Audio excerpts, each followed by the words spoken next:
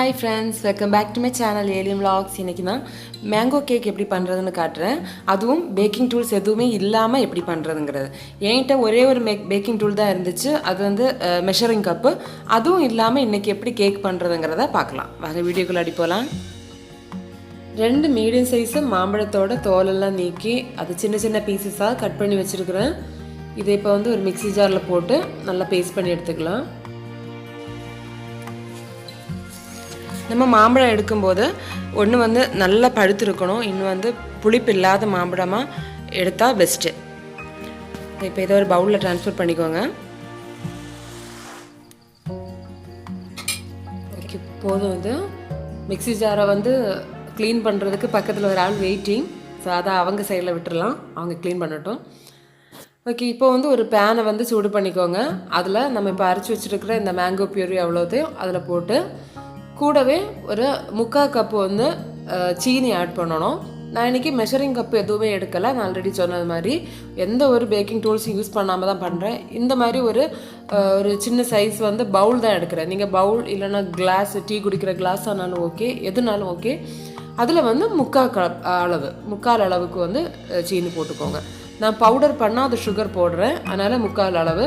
Powder பண்ண சுகராக இருந்தேன்னா 1 cup போட்டுக்கோங்க. இப்போ இதை வந்து மேங்கோ பியூரி கூட சேர்த்து போட்டு ஒரு 5 நிமிஷம் வந்து நல்லா கிளறி விட்டு இதை வேக வச்சிடுங்க. நம்ம போட்ட சுகர் எல்லாமே மெல்ட் ஆகி ஃபஸ்ட் இந்த கன்சிஸ்டன்சி வந்து கொஞ்சம் லூஸ் ஆகும், அப்புறம் வந்து கொஞ்சம் கெட்டியாகும். ஒரு 5 நிமிஷம் வந்து வேக விட்டாலே போதும். இப்போ இது ரெடி ஆயிடுச்சு. ஸ்டவ் ஆஃப் பண்ணி அந்த பல்ப்பை வந்து ஆற வச்சுருங்க. இன்னொரு ட்ரையான பவுல் எடுத்துக்கோங்க. இதில் எந்த ஈரம் எதுவுமே இருக்கக்கூடாது. இப்போ இதில் சேர்க்க வேண்டிய பொருட்கள் என்னென்னு பார்க்கலாம். 1/4 கப்பு ரீஃபைண்ட் ஆயில். தேங்காய் எண்ணெய் நீங்கள் யூஸ் பண்ணக்கூடாது, பாம் ஆயில் வந்து யூஸ் பண்ணிக்கலாம். ஏதாவது ஒரு டைப்பு ரீஃபைண்ட் ஆயில் யூஸ் பண்ணிக்கோங்க. அடுத்ததான் 1 கப்பு பால். நம்ம வந்து ஆயில் எடுத்த அதே பவுல் தான், ஃபஸ்ட்லேருந்தே இந்த ஒரு பவுல் தான் யூஸ் பண்ணிகிட்ருக்குறோம். 1 கப்பு பால் எடுத்துக்கோங்க. அடுத்ததான் ஒரு 3/4 கப்பு வந்து சுகர். நேரமே சொன்ன அதே மாதிரி தான், பவுடர் பண்ணதாக இருந்ததுன்னா ஃபுல் கப்பு, இல்லைன்னா 3/4 கப்பு சுகர் எடுத்துக்கோங்க.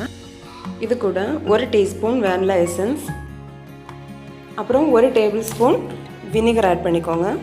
இப்போ பால், வினிகர் இது ரெண்டுக்கும் பதில் ஒரு கப் அளவுக்கு புளிப்பு இல்லாத தயிர் இருந்தனால அதை நீங்கள் ஆட் பண்ணிக்கலாம். நான் இன்றைக்கி தயிருக்கு பதில் தான் 1 கப் பாலும் 1 டேபிள் ஸ்பூன் வினிகர் ஆட் பண்ணியிருக்கிறேன். இப்போ இதை வந்து நல்லா மிக்ஸ் பண்ணி நம்ம ஆட் பண்ணியிருக்கிற அந்த சீனி அவ்வளோவுமே வந்து நீட்டாக மெல்ட் ஆகணும். அந்த அளவுக்கு நீட்டாக அதை பீட் பண்ணி எடுத்துக்கோங்க.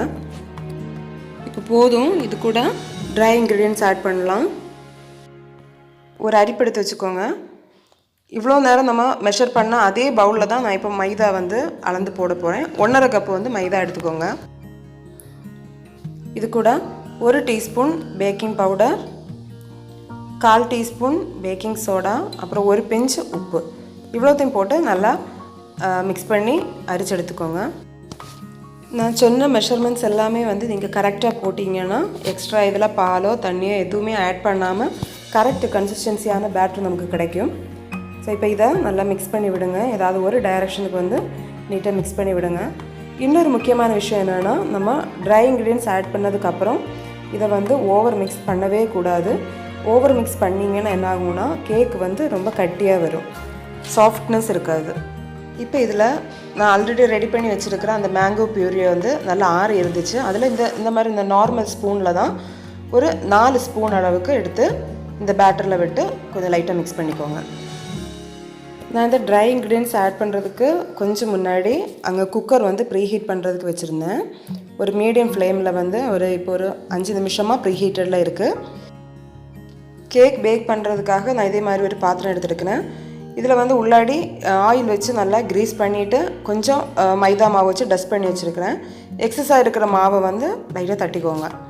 இப்போ இதுக்குள்ளாடி அந்த பேட்டரை விடுங்க. உங்ககிட்ட ஆரஞ்சோட பேக் டின் இருந்துச்சுன்னா அதுவே எடுத்துக்கோங்க.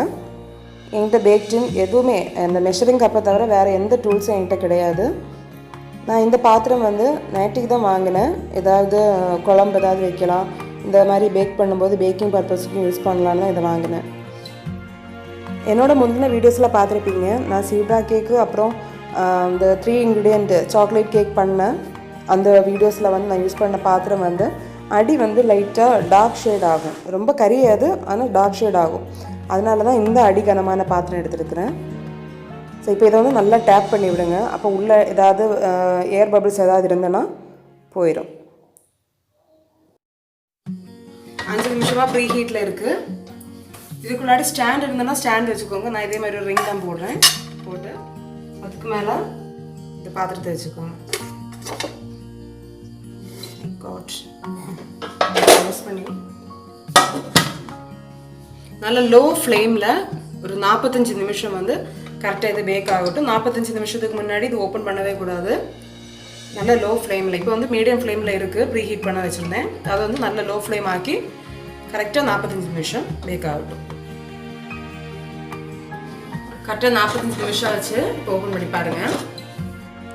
நம்ம கேக் வந்து சூப்பராக பேக் ஆகி வந்திருக்கு. இப்போ அது வந்து பேக் ஆகிடுச்சா இல்லைன்னு பார்க்குறதுக்காக ஒரு டூத் பீக்கு இல்லைன்னா நானுக்கு ஒரு சின்ன ஈர்க்கில் வச்சு தான் லைட்டாக அதை உடைய குத்தி பாருங்கள்.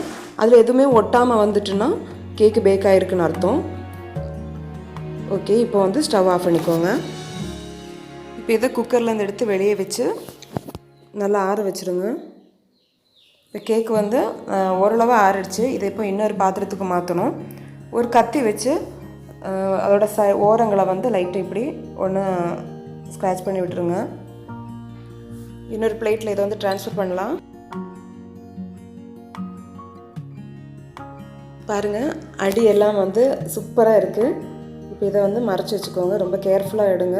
கேக் வந்து ரொம்ப சாஃப்டாக ஒரு ஸ்பாஞ்ச் மாதிரி இருக்குது. இப்போ இதை இப்படியே சாப்பிட்றலாம் வேணும்னா, ஆனால் நம்ம ஆல்ரெடி அங்கே ரெடி பண்ணி வச்சுருக்கிற மேங்கோ பியூரியை வந்து இதில் வந்து இப்போ இதுக்கு மேலே வந்து வைக்கணும். இதே கேக்கு வந்து நேற்றைக்கு நான் வீட்டில் ட்ரை பண்ணி பார்த்தேன். ரொம்ப டேஸ்டியாக வந்துச்சு. நம்ம எதிர்பார்த்ததை விட சூப்பராக இருந்துச்சு. நான் எப்போவுமே ஒரு ரெசிபியை வந்து வீட்டில் ட்ரை பண்ணி பார்த்துட்டு தான் உங்களுக்கு வீடியோ போடுவேன். இதை நான் செகண்ட் டைம் பண்ணுறேன். நேற்றைக்கு பண்ணும்போது இந்த மேங்கோ பியூரியை வந்து கேக்கை வந்து ஃபஸ்ட்டு 2 லேயராக கட் பண்ணிவிட்டு சென்டரில் வச்சு இந்த சாண்ட்விச் மாதிரி உள்ளாடி வச்சு தான் நேற்றைக்கு நாங்கள் பண்ணோம். அதுவும் சூப்பராக இருந்துச்சு. இப்படி கேக்கை வந்து கடிக்கும்போது சென்டரில் அந்த ஜூஸியாகிட்டு இருந்து சூப்பராக இருந்துச்சு. ஆனால் இன்றைக்கி வந்து நான் இதுக்கு மேலே வைக்கிறேன். இதுக்கு மேலே வந்து ஒரு சாக்லேட் வச்சு சின்னதாக ஒரு டெக்கரேஷன் கூட கொடுக்கணும்னு நான் நினைக்கிறேன். ஆனால் அது எப்படின்னு தெரியல. கரெக்டாக வந்துச்சுன்னா நான் இந்த வீடியோவில் இன்க்ளூட் பண்ணுறேன். இல்லைன்னா ஃபைனல் ஃபினிஷிங்கை மட்டும் காட்டுறேன்.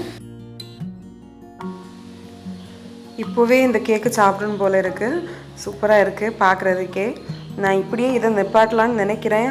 ஆனாலும் அந்த கண்டிப்பாக அந்த சாக்லேட் வச்சு ட்ரை பண்ணணும்னு இன்னொரு சைடில் நினைக்கிறேன். சரி பார்ப்போம். கடைசியாக இந்த கேக்கை நல்லா பார்த்துக்கோங்க. இனி இதுக்கு மேலே வாரது எல்லாமே வந்து என்னோடய ஓன் ரிஸ்கில் தான் பண்ண போகிறேன்.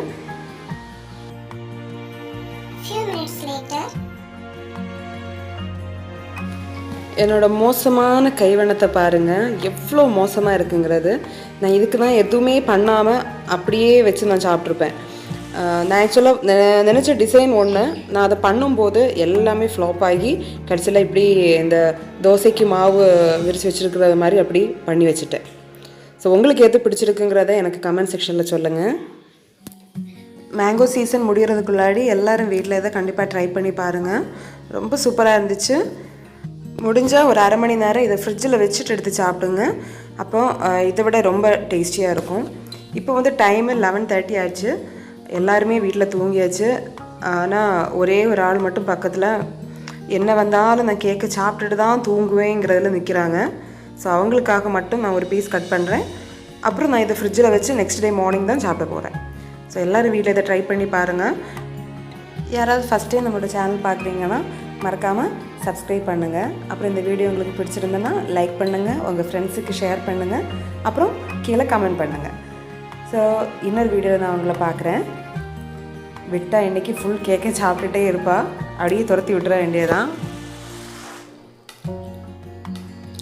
பாருங்கள், நல்லா சாஃப்டாக இருக்குது. ஸோ சூப்பராக இருக்குது. எல்லோரும் ட்ரை பண்ணி பாருங்கள் வீட்டில்.